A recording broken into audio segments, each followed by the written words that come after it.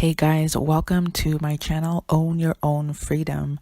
I am what you call a narcissistic abuse survivor, and as I hope that you would choose with me every day to own my past, seize my present, and heal from my future.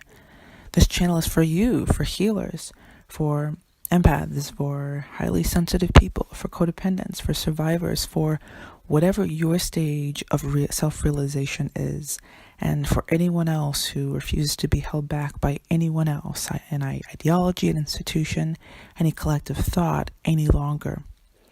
I would like you, if you would, please subscribe and share this video, comment with the hashtag Own Your Own Freedom, and share your experience if you can relate to this at all. This is part of my series of Spiritual Narcissist, and I'm going to talk about, my experience of being the golden child for most of my childhood until that phase sort of stopped, to be honest.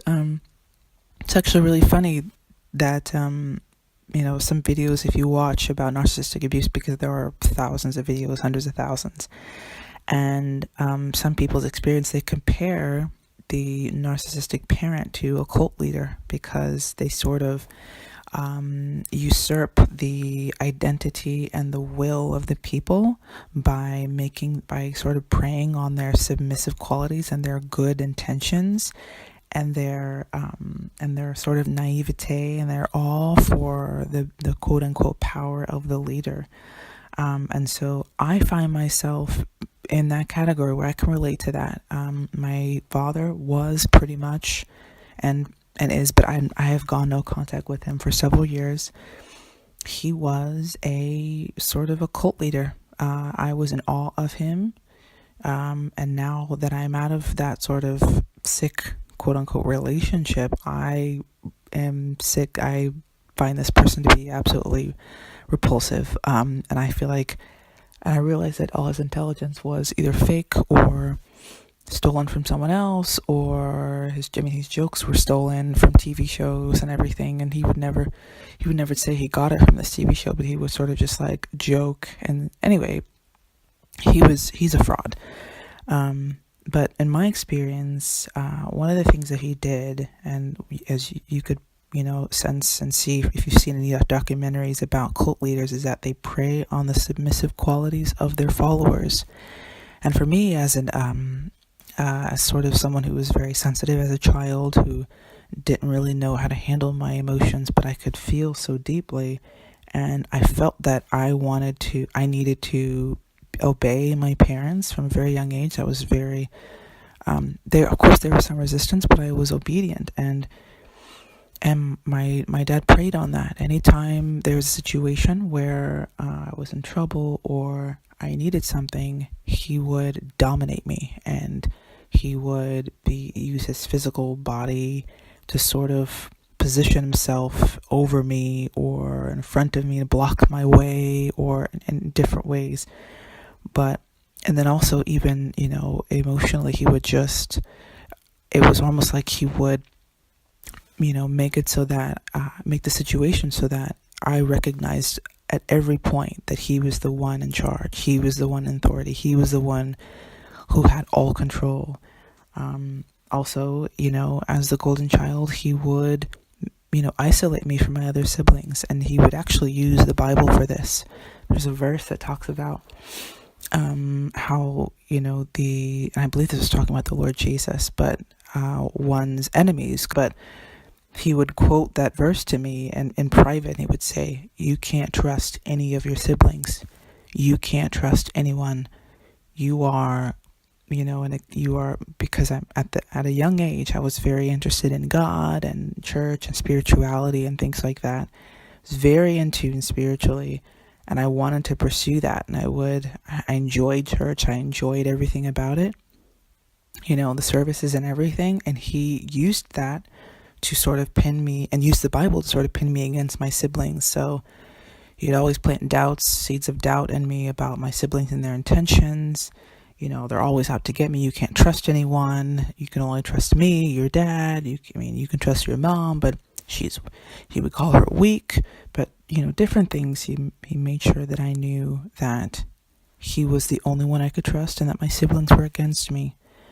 And that creates that sort of trauma, that sort of trauma bond where they create the problem, but they're the one that's supposed to come and rescue you from the problem. So when I did get bullied by my sister, who is now quite narcissistic, and I believe that's because he pinned me against her all the time.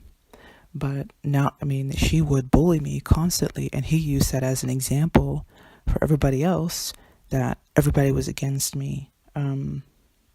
He would also ask my opinion on discipline to my siblings, which is funny because that shouldn't be my responsibility, and I really, as a child, I shouldn't have any contribution as to how to punish my siblings, how to punish my brother or my sisters. But he would ask, like, what do you think? What do you think I should do here? What do you think? Should I take this away? Should I do this? Should I spank them? What should I do? What do you think? And this was like right in front of them. Right in front of my siblings, he would ask this. Like my word was so important. And I never knew what to say. And I really hated myself during those times because I didn't understand why he would ask me and make them feel like I wasn't, I didn't care about them and I wanted them to suffer, and that wasn't the case at all.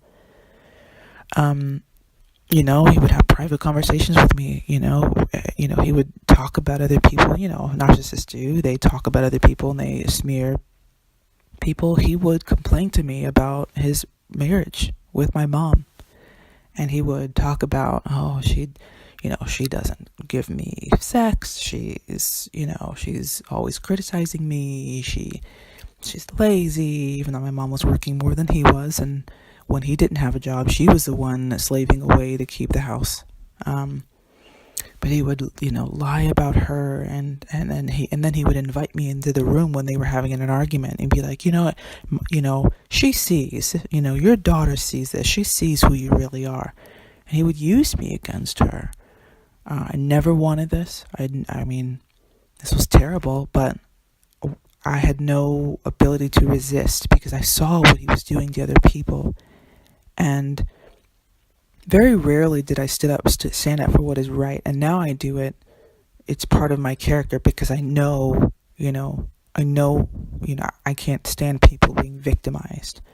But the whole situation was in a way where my resistance would produce wrath from him. And I was terrified of that. And within the isolation, my siblings, things would happen to my siblings and I never knew about it.